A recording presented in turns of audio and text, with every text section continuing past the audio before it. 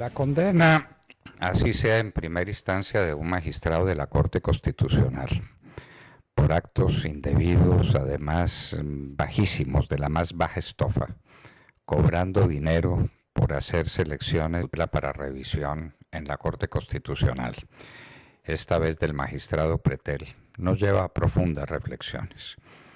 El Poder Judicial tiene que ser el poder del consuelo, el poder de la reivindicación moral, el poder de la transparencia, el poder de la imparcialidad y de la justicia. Eso es el Poder Judicial en una sociedad que pretende ser civilizada, libre e independiente. Si el Poder Judicial es corrupto, líbrenos Dios de todo lo demás. En cualquier sociedad que pretenda ser sociedad culta, sociedad valiosa, el juez tiene la más alta significación entre sus conciudadanos.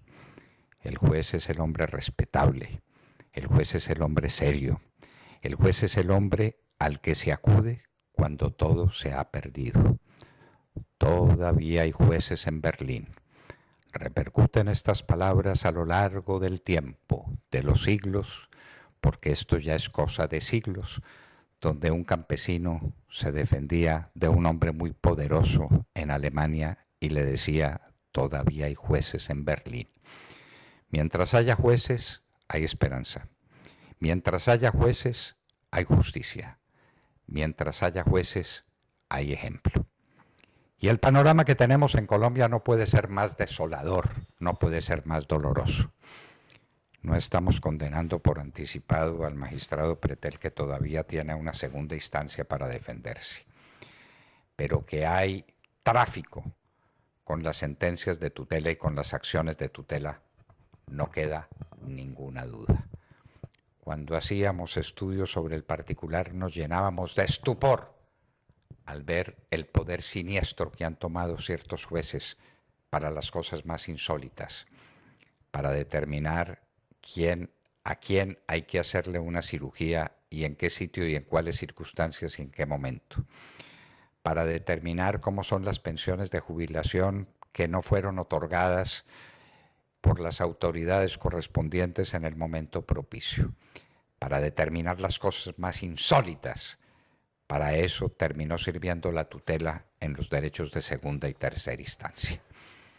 Y ahí tenemos el resultado doloroso. Un magistrado de la más alta corte condenado por vender la selección de una tutela. ¡Qué vergüenza para el país!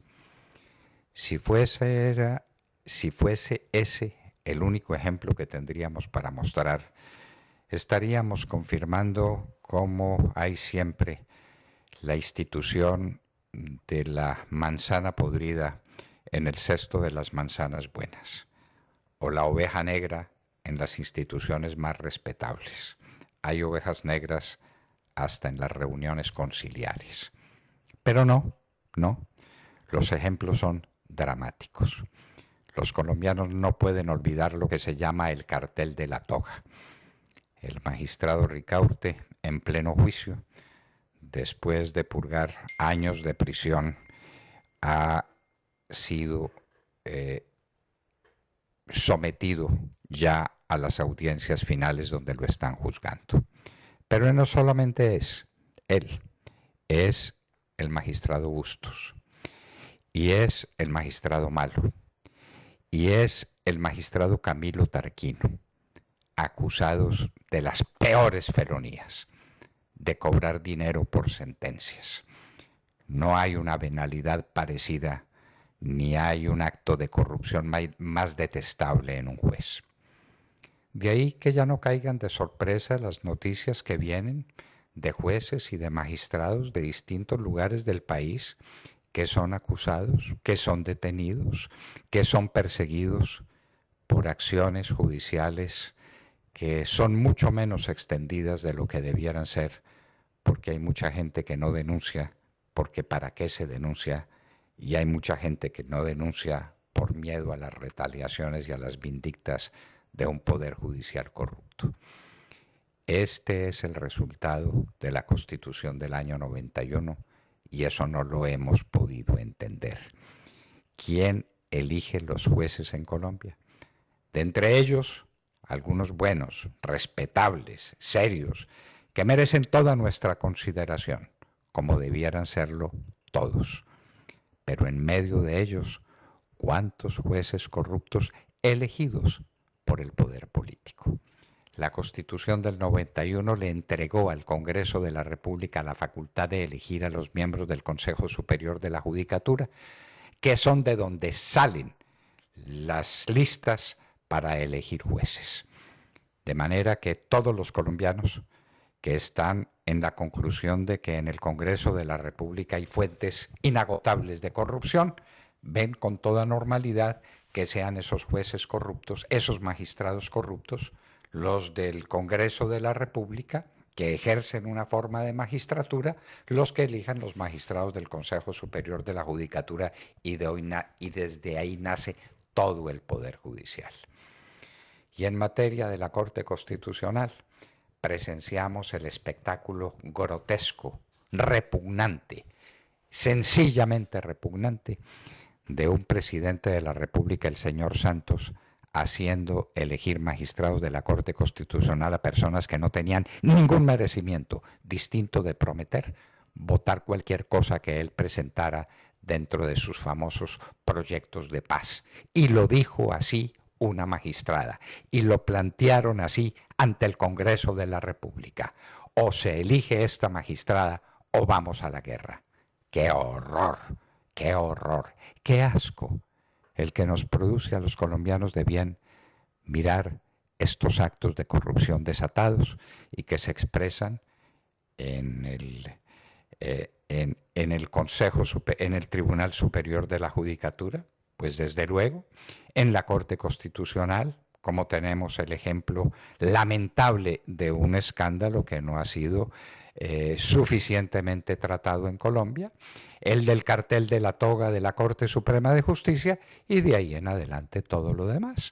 El Poder Judicial está corrompido, y está corrompido por obra de estos jueces y por obra de un acto, de un hecho absolutamente singular que nadie repara suficientemente, y es que el Poder Judicial está convertido en un sindicato. El sindicato, uno de los sindicatos comunistas más agresivos del momento, es el sindicato de los jueces. Válganos Dios, los jueces haciendo sindicalismo, los jueces proponiendo sus aspiraciones, pero a través de la amenaza del paro y de la huelga y de las acciones sindicales. ¿Esto qué es? Uno entendería que funcionarios medios del Poder Judicial, los que suben y bajan los expedientes de un sitio para otro, se organicen y que defiendan sus derechos, pero los jueces mismos. Azonal judicial es un ejemplo de lo que no debiera ocurrir jamás: la sindicalización de los jueces. El país se va a tener que plantear a fondo y rápidamente el tema de la administración de justicia.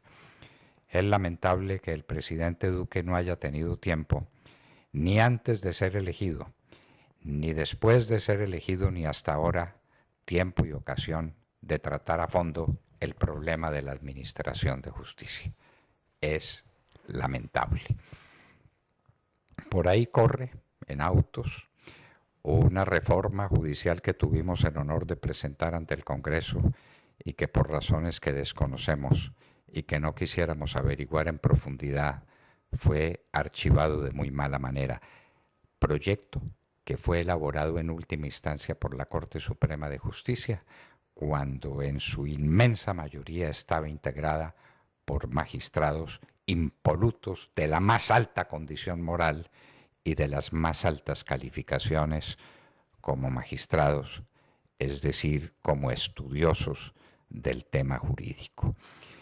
Esto pues es lo que está ocurriendo, queridos amigos, y sigue el magistrado Bustos en Canadá viviendo a sus anchas, con el resultado del ahorro cuidadoso de las primas que se pagan en las cortes, válganos Dios. y el magistrado Malo esperando decisión del Congreso de la República, y el magistrado Ricaurte esperando sentencia final, y el magistrado Tarquino investigado desde ayer o antier ante la Comisión de Acusaciones de la Cámara de Representantes por actos de corrupción. ¡Qué horror! Pero el país tiene que reflexionar. Este no es un tema menor, este es un asunto fundamental. Y lo decimos en honor y homenaje de los muchos jueces buenos que quedan en Colombia. A pesar del naufragio, hay mucho que rescatar. Con eso que hay que rescatar y con la idea de que el Poder Judicial es el consuelo, el último recurso, es la demostración de la transparencia y de la limpieza de la conducta, es la esperanza del país. Hagamos votos porque algún día haya tiempo de verdad, para reformar a fondo el Poder Judicial de Colombia, que no puede seguirnos dando estas noticias lamentables un día y otro día y otro día.